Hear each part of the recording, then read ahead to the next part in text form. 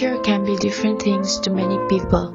For some, it's about leaving a place you're once familiar with, bidding a goodbye to the ones that you love. For some, it's a source of inspiration to explore and experience new things in life. For some, it helps them to become a stronger person. After all, it's a part of life. You just have to accept it and move on living your life.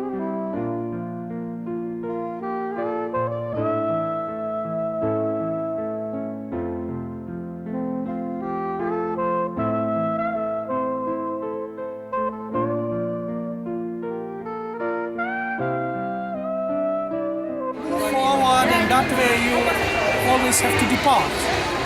Okay, but maybe the departure has another opposite to it, like arrival, is it not?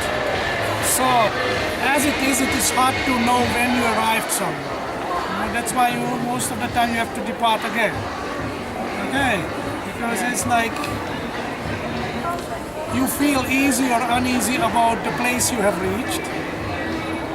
As a matter of fact, sooner or later you feel uneasy, and then you have to leave again, and then you depart again. Okay, you pack your suitcase and go.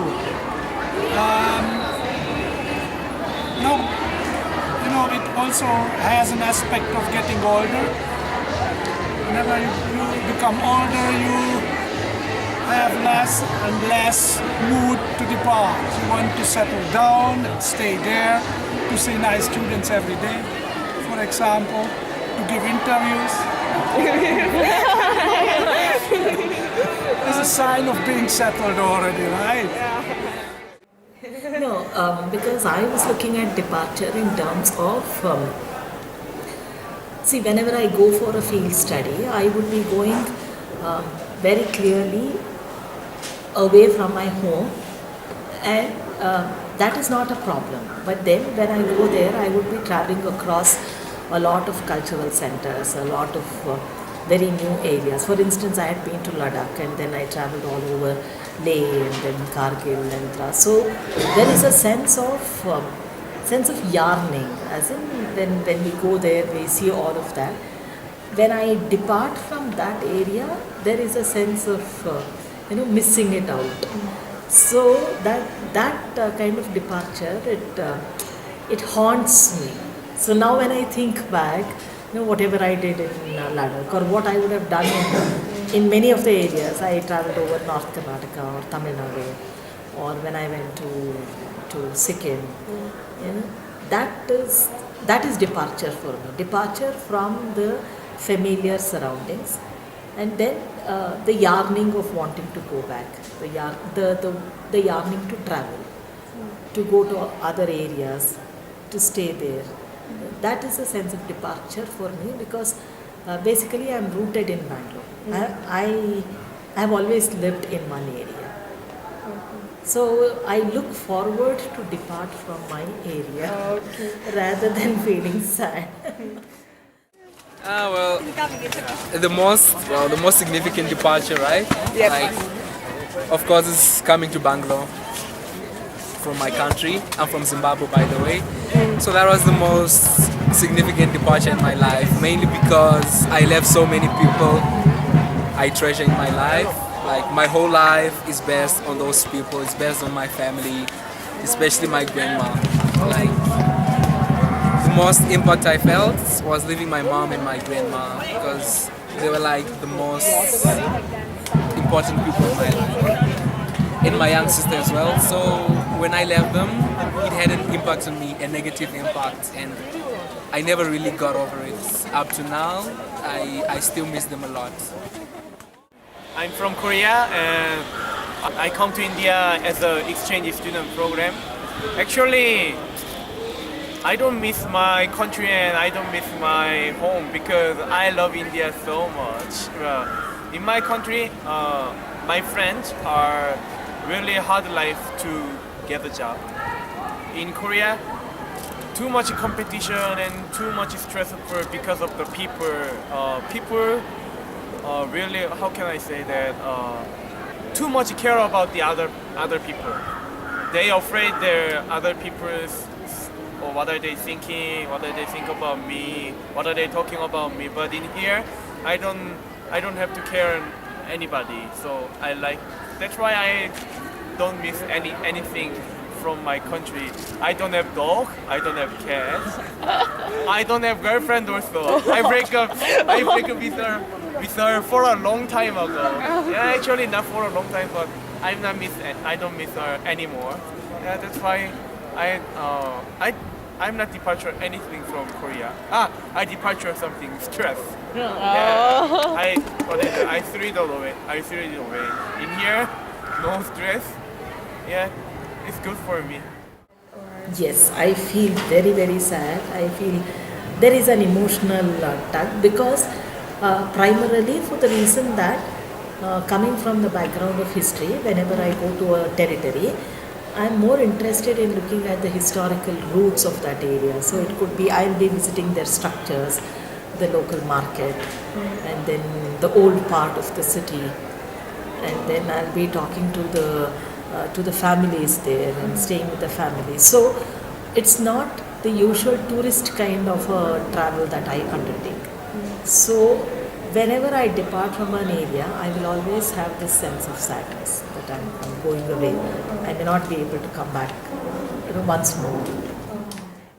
When humans leave, you can get over it, but when an animal leaves, it always leaves a paw print behind.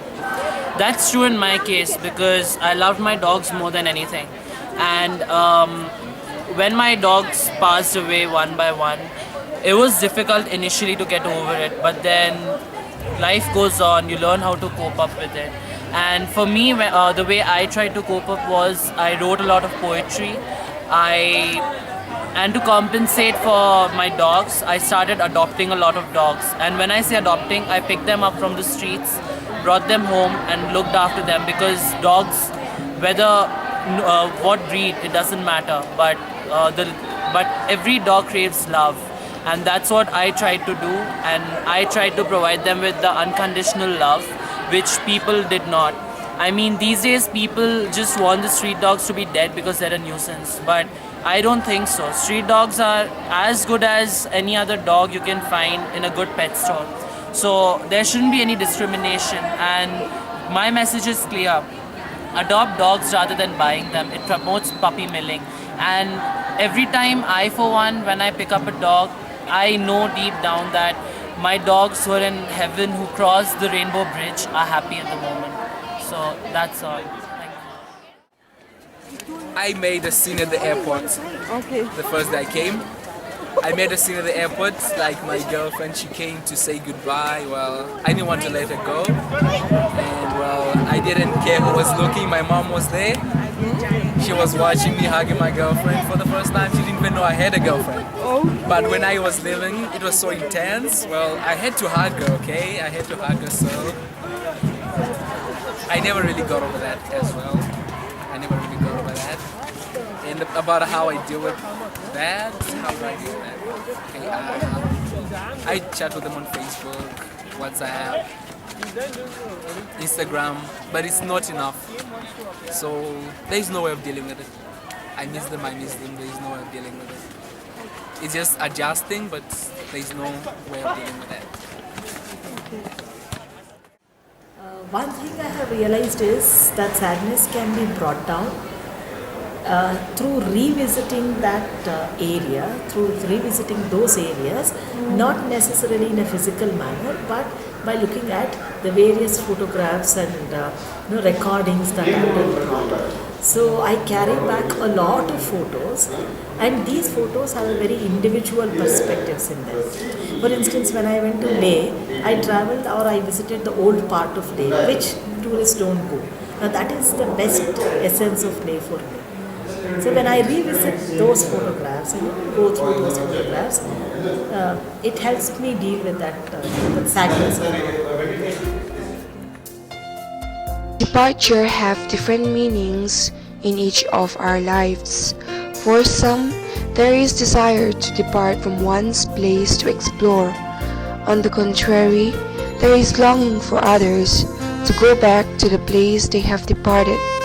We can also see that departure from a temporary place leaves footprint and longing to go back to the place rather than one's permanent abode. Life is never constant with purpose undefined. Everything happens for a reason. Things are planned mysteriously on its own sometimes. A girl leaves her parents' house for her husband's place for a brighter future. A person giving up drugs for the sake of life. A soldier guarding his nation, leaving the comforts of his family. A child growing up to be an adult, leaving his childhood. The change of seasons from winter to summer, promising us mirth and happiness. Passing away of our dear ones, leaving us for heavenly abodes. Retirement from work, graduating from school and college.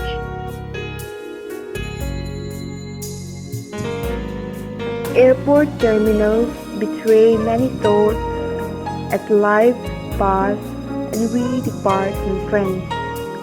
We taxi out on the runways, lure the horse to the known we are yet to show.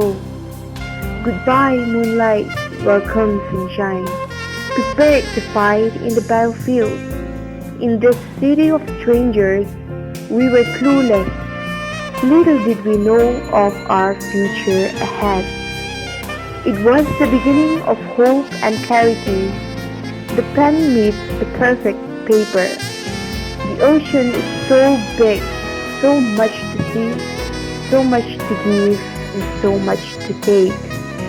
Teresa, Ria, Soya and Victoria, Ram-Engi and Maria canvas our lives with love and laughter, and our carefree chorus turned into melancholic tune, but reckoning of departure will arise again.